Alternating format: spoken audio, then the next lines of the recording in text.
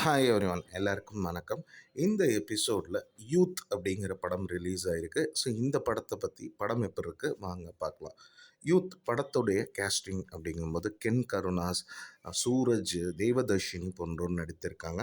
இந்த படத்துக்கு வந்து ஸ்க்ரீன் பிளே டைரக்ட் பண்ணது யாருன்னா கென் கருணாஸ். விக்கிங்கிற ஒரு சினிமோட்டோகிராஃபி ஹேண்டில் பண்ணியிருக்காரு. அதே சமயம் மியூசிக் வந்து ஜிவி பிரகாஷ் ஸ்கோர் பண்ணியிருக்காரு.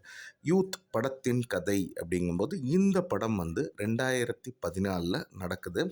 வேர் படத்தின் நாயகனான கென் கருணாஸுக்கு வந்து அன்றைக்கி தான் வந்து 10th ரிசல்ட் வருது.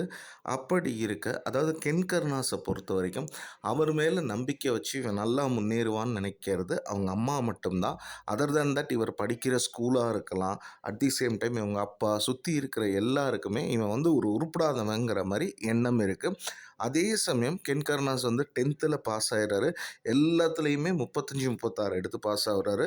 அப்போ அவங்க அம்மா கஷ்டப்பட்டு இவரை வந்து 11th 12th வந்து, அதாவது 11th வந்து சேர்த்து விட்றாங்க. அந்த ஸ்கூலில் ஃபஸ்ட்டு வந்து இவனை சேர்க்கவே மாட்டேன்றாங்க அந்த மார்க்குக்காக. எனிவே அவங்க அம்மா கஷ்டப்பட்டு அவனுக்கு வந்து சீட்டும் வாங்கி கொடுத்துட்றாங்க. அப்படி இருக்க இவங்க அம்மாவுக்கு மட்டும்தான் என்னென்னா இவன் நல்லா வருவான், நல்லா படித்து வருவான், முன்னேறுவாங்கிற நம்பிக்கை இருக்குது. அதர் தான் தட் சுற்றி இருக்கிற அவங்க அப்பாலேருந்து யாருக்குமே ஸ்கூல் வரைக்குமே இவன் பேரில் நம்பிக்கை இல்லை. அதே சமயம் கென் கருணாஸ்க்கு என்ன அப்படின்னு பார்த்தீங்கன்னா, அதாவது லைஃப்பை பொறுத்த வரைக்கும் நம்ம வந்து லவ் பண்ணி செட்டில் ஆகணும். லவ் தான் அவருக்கு வந்து உயிர் மூச்சாகவே இருக்குது. அப்படி ஒரு எண்ணத்தோட அவர் வந்து ஒரு ஸ்கூலுக்கு போகிறாரு. அப்போ வந்து அவருக்கு வந்து அவர் நினச்ச மாதிரி லவ் கிடச்சிச்சா, இல்லை அவங்க அம்மாலாம் நினச்ச மாதிரி வந்து இவர் நல்லா அந்த 10th 12th முடித்து நல்லபடியாக வந்தாரா? அதே சமயம் அந்த ஸ்கூலு சுற்றி இருக்கிற அவங்க அப்பா எல்லாருக்குமே இவர் வந்து ஒரு உருப்படாதவர்னு நினைக்கும் போது அந்த எண்ணங்கள் எல்லாமே வந்து மாறுச்சா இல்லையா? இந்த 10th to 12th நடக்கிற விஷயங்கள் தான் அந்த படத்துடைய கதையாக இருக்குது. இந்த 2 வருஷத்தில் அவரோட லைஃப் எப்படி, என்னென்ன விஷயங்கள், அவர் நினச்ச மாதிரி அவருக்கு லவ் கிடச்சிச்சா, இல்லை அவங்க அம்மா நினச்ச மாதிரி அவர் பிஹேவ் பண்ணாரா, இல்லை அவர் மேலே அதே மாதிரி அவங்க அப்பாவுக்கு இருந்த அந்த இமேஜ் வந்து மாறுச்சா இல்லையா? இது எல்லாத்துக்கும் ஒரு ஆன்சர் கொடுக்குற படமாக அமையறது தான் யூத். இப்போ படத்துடைய ப்ளஸஸ் அப்படின்னு பார்த்தீங்கன்னா, நிச்சயம் கேஸ்டிங் வந்து ஒரு நீட்டான ஒரு ப்ளசண்ட்டான கேஸ்டிங், இந்த படத்துக்கு தேவையான ஒரு கேஸ்டிங்காக தான் அமைஞ்சிருக்கு. கென் கருணாஸ் சூப்பராகவே பண்ணியிருக்காரு. சூரஜும் சரி, தேவதர்ஷினியும் சரி, நளினி மேடம், அதே மாதிரி அவரோட கென் கருணாஸோட இந்த ஃப்ரெண்ட்ஸாக நடித்த எல்லாருமே சூப்பராகவே நடிச்சிருக்காங்க. படத்தின் கதாநாயகி அவர் ஸ்கூலில் சந்திக்கிற பெண்களாக இருக்கலாம், எல்லாமே நல்லா நடிச்சிருக்காங்க. ஸோ அது ஒரு பெரிய ப்ளஸ்ஸாக அமையுது. அடுத்து கண்டிப்பாக நிச்சயம் சொல்லணும்னா ஜிவி பிரகாஷோட மியூசிக்கல் ஸ்கோரிங் தான். சாங்ஸும் சூப்பராக ஒர்க் அவுட் ஆகிருக்கு. பேக்ரவுண்ட் ஸ்கோரிங்கும் நீட்டாகவே ஒர்க் ஆகிருக்கு. சினிமோட்டோகிராஃபி இது வந்து பார்த்திங்கன்னா, அதாவது ஒரு 10th 12th நடக்கிற ஒரு ஸ்டோரி தான். அதுக்கான ஸ்கூலு, அதுக்கான வீடு எல்லாமே சினிமோட்டோகிராஃபியில் நீட்டாக வந்து கேப்சர் பண்ணியிருக்காங்க அப்படிங்கிறது. அதே மாதிரி சில இடத்துல வந்து இவங்க அப்பாவோட ஒரு சில பெர்ஃபார்மன்ஸ், அதாவது சூரஜ் சாரோட பெர்ஃபார்மன்ஸு, அது சூரஜுக்கு இவனை கண்டாலே பிடிக்காது. அட் அ பாயிண்ட் வந்து பார்த்திங்கன்னா, அதாவது அவர் வந்து ஒரு டயலாக் சொல்லுவார், அதாவது எனக்கு ஒய்ஃப் முக்கியமாக நீ முக்கியமானா எனக்கு ஒய்ஃப் தான் முக்கியங்கிறது வந்து அது எதனால் அப்படிங்கிறது நீங்கள் படம் பார்க்கும்போதும் தெரியும்.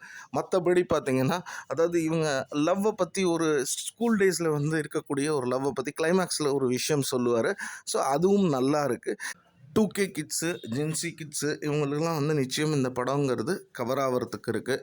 ஸோ மற்றபடி பார்த்திங்கன்னா காமெடி எலமெண்ட்ஸும் படத்தில் வந்து நல்லாவே ஒர்க் ஆகிருக்கு. எஸ்பெஷலி சூரஜாக இருக்கலாம், கென் கருணாஸ் அவங்க ஃப்ரெண்ட்ஸ் பண்ணுறது, ஓரளவுக்கு இது எல்லாமே இந்த படத்துக்கு வந்து பெரிய ப்ளஸ்ஸாக அமையுது.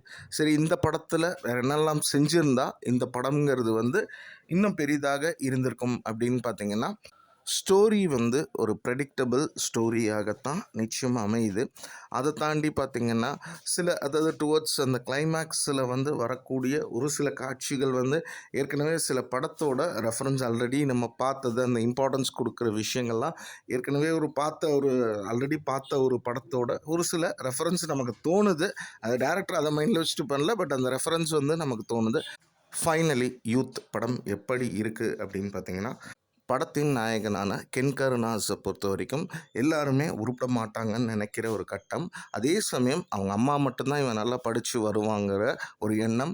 ஈவன் கென் கருணாஸுக்கே எப்படியாவது லவ் பண்ணி ஒரு பொண்ணை கல்யாணம் பண்ணி செட்டில் ஆகணுங்கிற எண்ணத்தில் அவர் 11th ஸ்டடீஸில் போகிறாரு, அதாவது படிக்க ஸ்கூலுக்கு போகிறாரு. அப்போது அது முடிச்சுட்டு வரும்போது அவர் வந்து ரியல் லவ் எதுங்கிறத புரிஞ்சுக்கிட்டாரா இல்லையா? இதை வந்து நல்லா நீட்டாக ஃப்ரெஷ்ஷாக நமக்கு வந்து பிடிக்கிற அளவுக்கு காமெடி எல்லா எல்லா எமோஷன்ஸ், எல்லா எலமெண்ட்ஸ், ஃப்ரெண்ட்ஷிப் இதெல்லாம் வச்சு நீட்டாக கொடுத்துருக்காங்க அப்படின்னே சொல்லலாம்.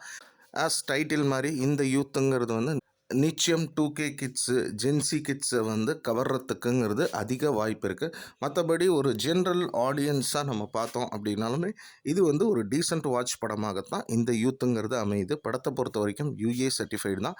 இதை மைண்டில் வச்சுட்டு பார்க்குறவங்க பாருங்கள். மேலும் ஒரு புதிய திரை விமர்சனத்தில் உங்களை வந்து சந்திக்கிறேன். நன்றி, வணக்கம்.